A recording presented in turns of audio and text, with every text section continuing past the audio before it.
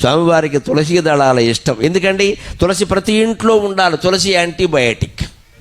ఆడపిల్లలుగా మీరు గ్రహించాలమ్మా. రేపు పెళ్ళయిన తర్వాత ఉదయాన్నే లేచి స్నానం చేసి తులసికి ప్రదక్షిణం చేసి ఒక గ్లాసు నీళ్లు పోయకుండా ఏ పని చేయకూడదు. ఏ పని ఫలించదు. తులసి కటాక్షం ఉంటేనే మనకు అన్నీ ఫలిస్తాయి. విష్ణుమూర్తి ఆవిడ పాతివ్రత్యానికి మెచ్చి ఆవిడకి ఇచ్చినటువంటి వరం అది. అందుకే రాముడికి తులసి దళాలంటే చాలా ఇష్టం. విష్ణు ఆలయాల్లో ఎక్కువ తులసి దళాలు వాడతారు.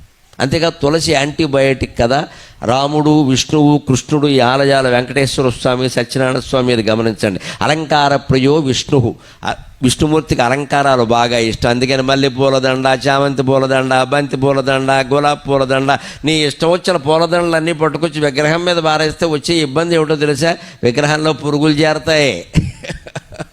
విగ్రహంలో పురుగులు చేరతాయి. పువ్వుల్లో పురుగులు ఉంటాయి కదా, విగ్రహంలో పురుగులు చేరతాయి. ఆ చేరినటువంటి పురుగులు విగ్రహానికి హాని చేస్తే అక్కడే చనిపోతాయి, అక్కడే కుళ్ళిపోతాయి, రకరకాలుగా అవుతాయి. ఆ విగ్రహానికి పట్టిన మురికి మొత్తం పోవాలి అంటే విష్ణుమూర్తి ఆలయాల్లో తులసిమాల తప్పకుండా వెయ్యాలి. అది శాస్త్రీయమైన ఆచారం. హిందూ దేవాలయాల్లో పాటించే ప్రతి ఆచారం శాస్త్రీయం. సందేహించాల్సిన అవసరం లేదు, మనం చేయడమే అంతే.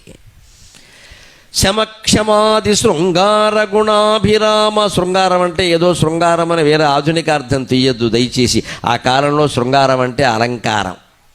ఇప్పటికీ తెలుగులో వాడతారు. ఆయన సింగారించుకున్నాడు, ఆవిడ సింగారించుకుని బయటకు వచ్చేసరికి గంట పట్టింది అంటారు. ఈ సింగారం ఎక్కడి నుంచి వచ్చింది? ఒక రకం కుంకుమను కూడా, తిలకాన్ని కూడా సింగార కుంకుమ అంటారు. ఈ సింగారం ఎక్కడిది? శృంగారం ప్రకృతి, సింగారం వికృతి. శృంగారం అంటే అలంకారం, వేరే లైంగికం అనే అర్థాలు చెప్పకూడదు ఇక్కడ, అంతే. శృంగార గుణాభిరామ